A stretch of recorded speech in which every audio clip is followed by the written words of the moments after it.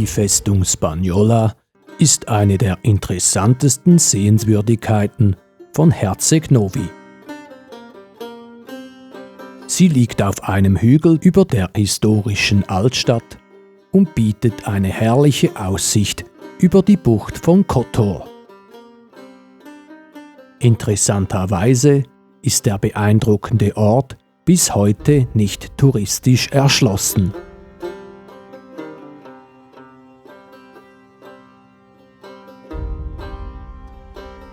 Entgegen des Namens waren es nicht die Spanier, welche die Festungsanlage errichteten.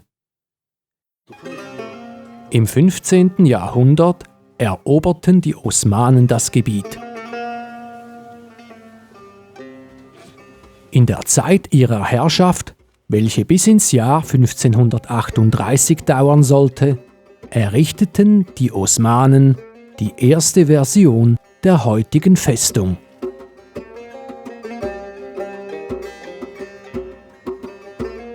Im Juni jenen Jahres tauchte Admiral Andrea Doria unerwartet mit seiner Flotte vor dem Hafen von Herceg-Novi auf. Einen Tag später kapitulierten die völlig überraschten Osmanen und übergaben die Stadt den Spaniern. Diese erkannten die strategische Bedeutung der Festung und bauten sie weiter aus. In Dokumenten jener Zeit wird sie übrigens Gornigrad genannt. Eine Garnison von 6000 Mann wurde stationiert, um Stadt und Festung zu sichern.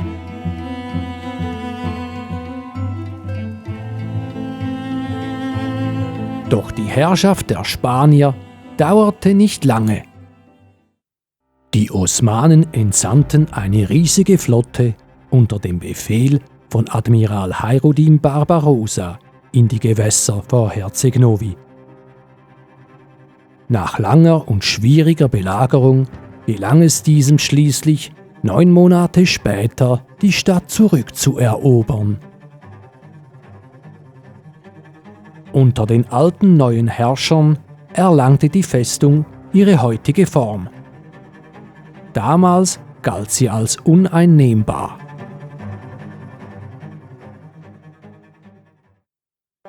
Ab 1687 beherrschten die Venezianer zusammen mit der Hälfte der Bucht von Kotor die Festung. Bis zum Fall der Republik 1797 blieb sie in ihrem Besitz. In jener Zeit taucht die Anlage auf verschiedenen Karten unter den Namen Fortezza Superiore, Fortezza di Gornigrad u Coronelia und Castello u Mortiera auf.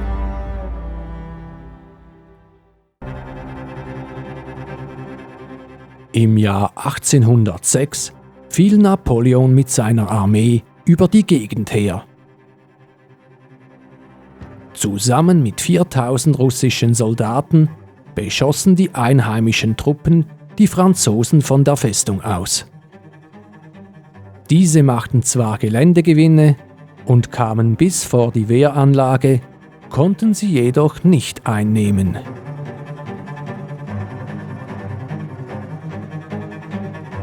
Im Juli des folgenden Jahres zogen die Russen jedoch, wie in den Verträgen von Tilsit festgelegt, ab. Die Bucht von Kotor und die Festung überließen sie den Franzosen. Ab 1814 stand das Gebiet unter der Herrschaft von Österreich-Ungarn. In der Folge wurden modernere Festungen wie Arza oder Mamula errichtet. Und deshalb verlor die Festung Spagnola ihre außergewöhnliche strategische Bedeutung. Sie spielte aufgrund ihrer Lage dennoch weiterhin eine Rolle bei der Verteidigung der Bucht und der Stadt Herceg-Novi. Es folgten sehr düstere Zeiten. Nach dem Ersten Weltkrieg war die Region Teil des Königreichs der Slowenen, Serben und Kroaten, welches später nach dem Putsch von König Alexander I. in Königreich Jugoslawien umbenannt wurde. Dieser herrschte mit eiserner Hand und errichtete eine Diktatur. Im Zweiten Weltkrieg diente die Festung dann als Gefängnis. Welche Gräuel mögen sich in dieser Zeit hier wohl abgespielt haben? Nach dem Krieg wurde die Anlage dann nach und nach dem Zerfall überlassen. Die Ruinen der Festung sind auch heute noch beeindruckend. Sie war zu den Zeiten ihrer Nutzung übrigens völlig autonom. Für die Wasserversorgung gab es eine eigene Quelle. Auch eine Bäckerei und andere wichtige Gewerbe waren vorhanden. Sie war wie eine eigene kleine Stadt.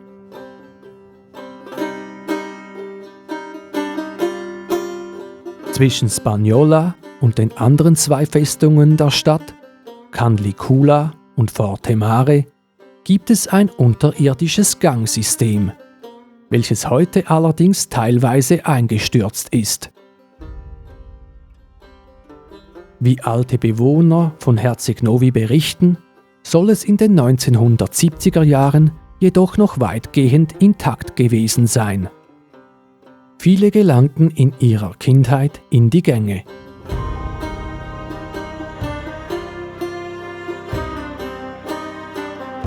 Die quadratische Anlage mit ihren 4 runden Bastionen an den Ecken ist in ihrem Innern zwar teilweise von der Natur überwuchert, doch die zahlreichen Bauten sind noch gut zu erkennen. Es gibt noch weite Teile der Kasernen und diverse Wirtschaftsgebäude zu sehen. Jede Macht, welche über die Gegend herrschte, hat hier ihre Spuren hinterlassen. Was bleibt, ist ein in morbider Weise faszinierender Ort mit geheimnisvoller Aura.